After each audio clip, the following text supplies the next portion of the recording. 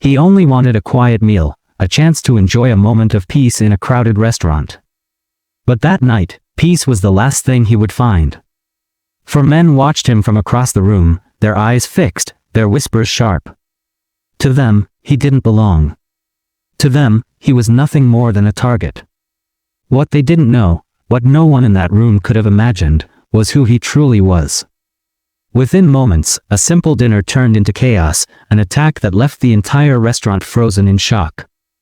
But this story isn't just about violence, it's about perception, power, and the dangerous assumptions that cost people their dignity, and sometimes their lives. As the truth unraveled, the men who thought they were in control realized they had made a mistake that would follow them forever. How could one teenager's hidden truth shatter their arrogance so completely? And why did it take an attack for the world to finally see who he really was? It was supposed to be just another night.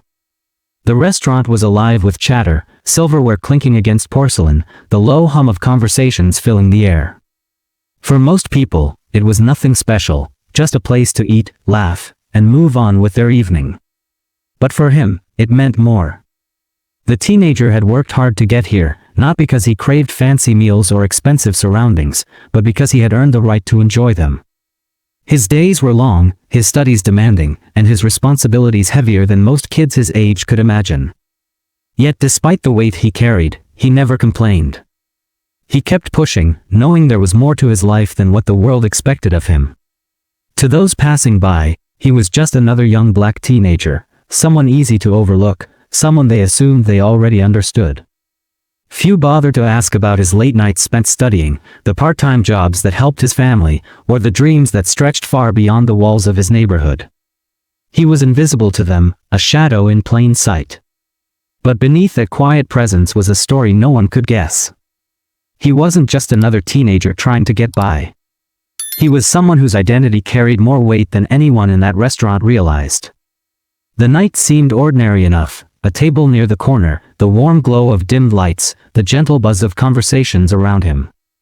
Yet under the calm surface, tension was building. Whispers from another table drifted toward him, low voices, sharp laughter, eyes that lingered too long. It wasn't new. He had felt this before, the silent judgment that followed him into stores, onto sidewalks, into spaces where others thought he didn't belong. Still, he tried to brush it off. He always did. After all, he was used to proving people wrong. But what he couldn't know was that this night would not end like all the others. This time, the looks wouldn't stay as whispers. The prejudice wouldn't remain hidden.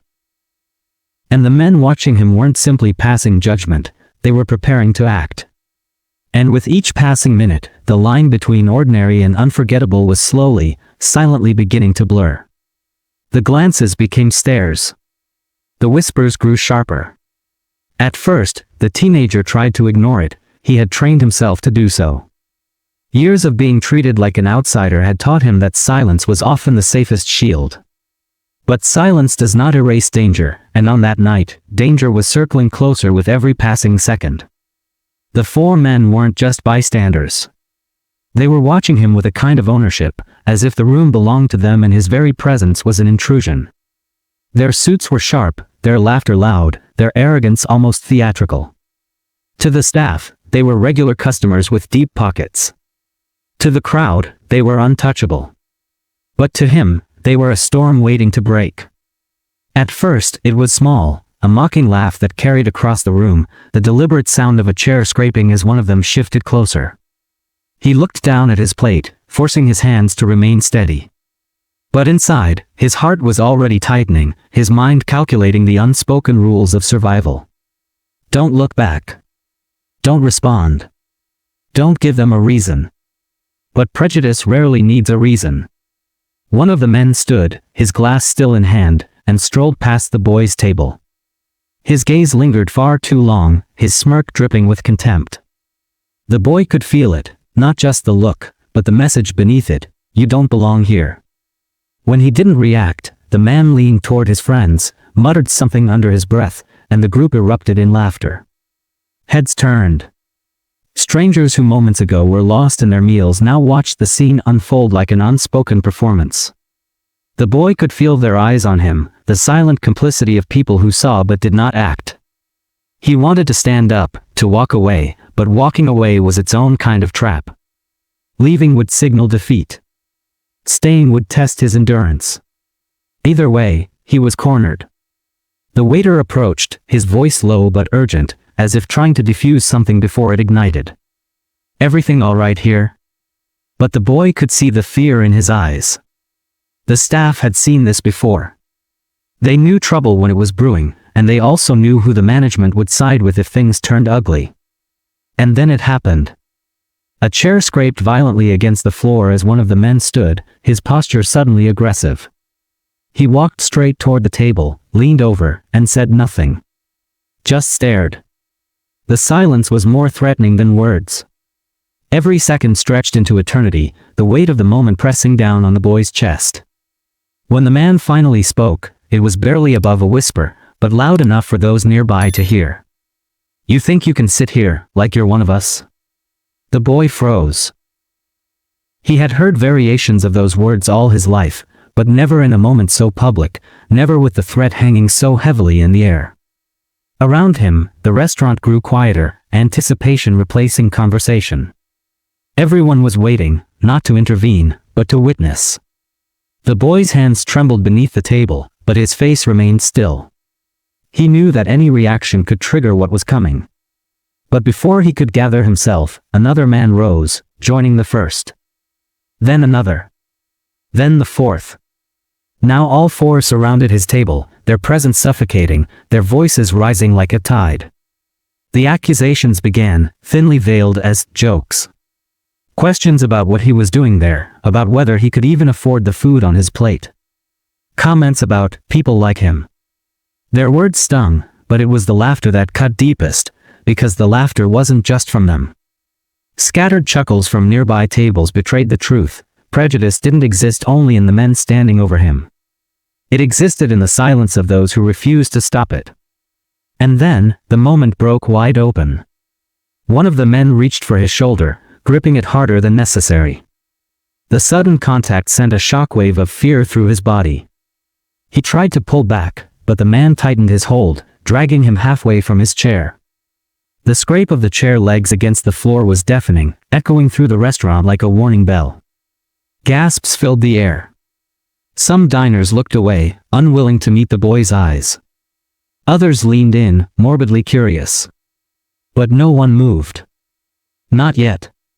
He felt his chest heave, his breath quicken, his vision blur. For a moment, he thought this was it, that the night would end in violence, humiliation, or worse. His mind screamed for escape, but his body was paralyzed, frozen under the weight of their control. And then came the words that cut deeper than any shove or strike could have. "Know your place." The phrase echoed through him, a reminder of centuries of voices just like theirs. He wasn't just fighting four men, he was fighting the weight of history, of every stereotype, every injustice, every cruel assumption placed on shoulders like his. But what none of them knew, what none of them could even imagine, was that his place in that restaurant was far greater than theirs. Because he wasn't just a teenager. He wasn't just another face to be dismissed. He carried an identity that would dismantle their arrogance in a single moment. The room buzzed with tension, the outcome hanging by a thread. The boy's heart pounded as if trying to burst free, every second stretching impossibly long. Somewhere deep inside, he knew the truth would surface. But how? And when? And just as it seemed the confrontation would explode into chaos, something happened that no one in that restaurant could have predicted. The grip on his shoulder tightened, and in that instant, the restaurant seemed to collapse into silence. The clinking of silverware stopped, the chatter dissolved, and the only sound that remained was the uneven rhythm of his breath. The four men loomed over him like predators, their shadows swallowing the fragile comfort of the table he had claimed. One of them shoved him back into his chair, a mocking laugh escaping his lips. The boy's plate rattled, a piece of bread tumbling to the floor, forgotten. His body stiffened, his mind screaming at him to stay calm, to stay still, to do nothing that could be twisted against him. The insults poured faster now. Words designed not just to wound, but to dehumanize. Does he even belong here? Can he pay for that meal? Look at him, probably some charity case. Each phrase landed like a strike, each laugh like salt pressed into an open wound. And then, the push came. It wasn't hard enough to knock him to the ground, but it was enough to send the message, you are powerless here. The chair tilted, his body lurched, and for a moment he felt weightless, dangling between dignity and collapse. The crowd gasped, yet still no one moved. The silence of the onlookers was deafening, more painful than the hands of the men themselves. Phones were out now, screens glowing in shaky hands, recording every second. The boy's humiliation was no longer private, it was entertainment, content, a spectacle to be consumed. He closed his eyes for a moment, as if retreating into himself. Memories flickered, his mother's voice urging him to stay strong, his late nights bent over textbooks, the sacrifices his family made to give him a chance. And beneath it all, the secret he carried, the truth that none of these men knew, a truth that would unravel everything they thought they understood about him. One of the men leaned in close, his voice low but venomous. You'll never be one of us. Remember that. The boy's chest heaved, his pulse racing. He felt the weight of history pressing down, the centuries of voices that had said those same words to people who looked like him. He wasn't just fighting for himself, in that moment, he felt the weight of an entire struggle resting on his shoulders. And then, the breaking point. The man's hand shot forward, striking the edge of the table, sending silverware clattering to the floor. A glass toppled, shattering, water spilling like a flood across the polished wood. Gasps rang out again, the tension snapping into something more dangerous. This was no longer verbal. It was escalating into violence. Security should have intervened. Staff should have stepped in. But they hesitated, eyes darting nervously toward the men, recognizing the power they carried, the kind of men who never faced consequences, whose money and connections made them untouchable. The boy rose, finally, his chair skidding back with a screech. His chest rose and fell rapidly, his eyes locked on the men surrounding him. He wasn't fighting them physically, he couldn't. But his very act of standing, of refusing to shrink, was a defiance they hadn't expected. Phones lifted higher, capturing the moment. Every second recorded, every breath immortalized. He knew then that whatever happened next, it would not stay within these four walls. And as the room held its breath, the men moved in closer, circling him, ready to finish what they had started. But then came the moment, the revelation that would change everything. Someone from across the room shouted, a voice cutting through the suffocating silence. Heads turned. The boy's true identity was revealed, not just another teenager, not just another nameless face.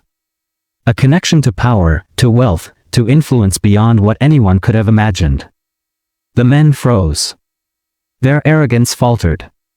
The crowd's murmurs grew louder, shifting from complicity to shock, from entertainment to realization. The predator-prey dynamic had flipped in an instant, and now the hunters stood exposed. The boy, still trembling, met their eyes with a steady gaze. For the first time that night, he wasn't the one shrinking under their weight. They were shrinking under his. And yet, even in that moment of revelation, the pain lingered. Because the truth was clear, it should never have taken power, or wealth, or status for his humanity to be recognized. The room buzzed with whispers, security finally stepped forward, and the four men, suddenly aware of the cameras still recording, backed away. But the damage was already done. The world had seen it. The world had witnessed. And as the boy stood in the center of the chaos, breath uneven, hands trembling, a single question rose in the minds of everyone watching. What happens now? The restaurant eventually returned to its rhythm. Waiters clearing shattered glass, customers whispering behind raised menus, the four men ushered out with faces that betrayed both arrogance and unease. But for the teenager at the center of it all, nothing returned to normal. Yes, the truth had been revealed. His identity, his background, the power he carried outside those walls, it had silenced the men who tried to strip him of his dignity. But victory did not feel like triumph. It felt heavy, hollow, and painfully clear. Because it should never have taken wealth, status, or recognition for his humanity to be defended. His worth had existed long before anyone knew who he was. He left the restaurant with trembling hands, his steps unsteady. The cameras had followed him, the clips already destined to travel further than he could imagine. By morning, millions would know his face, his story. They would replay the shove, the insults, the breaking point. And while some would see injustice, others would find excuses, because that's how racism often works. It hides in plain sight, explained away, justified, denied. But for him, it wasn't a video. It wasn't content. It was lived reality. The humiliation, the fear, the suffocating silence of bystanders, it would linger long after the headlines faded. In the days that followed, people spoke his name with awe, not because they finally saw him, but because of who he was connected to. The same men who had ridiculed him now tried to issue apologies, their voices rehearsed, their words hollow. They weren't sorry for the pain they caused. They were sorry they had been exposed. And still, the teenager carried himself with quiet strength. He did not seek revenge, nor did he gloat in his revelation. Instead, he carried the deeper truth, that countless others endure the same cruelty every day, but without cameras, without power, without anyone to protect them. Their stories remain untold, their pain unseen. This was bigger than one dinner, bigger than one confrontation. It was about the way an entire system can decide who belongs and who does not. It was about the danger of assumptions, the violence of prejudice, and the silence of those who choose comfort over justice. His story was a mirror, and when the world looked into it, the reflection was not flattering. So the question remained, what will we do with that reflection? Will we dismiss it as just another viral moment, or will we finally recognize the deeper wound it reveals? Because racism doesn't always wear a hood or carry a weapon. Sometimes it laughs from the next table. Sometimes it hides behind polite words. Sometimes it takes the shape of four men in a restaurant, convinced they can define another person's worth. And yet, every time someone stands, every time a story is told, every time the truth is forced into the light, the lie of superiority begins to crack. The teenager didn't ask to be a symbol. He didn't want to be the center of attention. All he wanted was a meal in peace. But his story now lives as a reminder that peace is not guaranteed when skin color dictates perception. So we are left with a choice. Do we turn the page and wait for the next headline? Or do we finally confront the uncomfortable truth staring back at us? He walked out of that restaurant changed, but not broken. His strength was not just in surviving that night, but in forcing the world to face itself. And as you listen to his story, ask yourself, how many more times must this happen? How many more lives must be scarred, diminished, or erased before we finally say, enough? Because the truth is, this isn't just his story. It is the story of millions. And until we listen, until we change, it will keep repeating. The question is, the next time it happens, will you stay silent, or will you stand?